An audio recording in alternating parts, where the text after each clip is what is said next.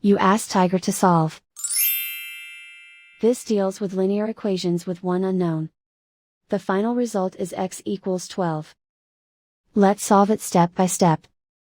Group all constants on the right side of the equation. Subtract 12 from both sides. Group like terms. Simplify the arithmetic.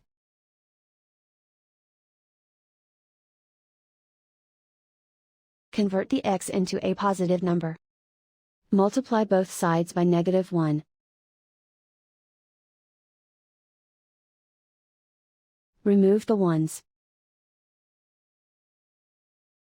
Simplify the arithmetic. And so the final result is x equals 12.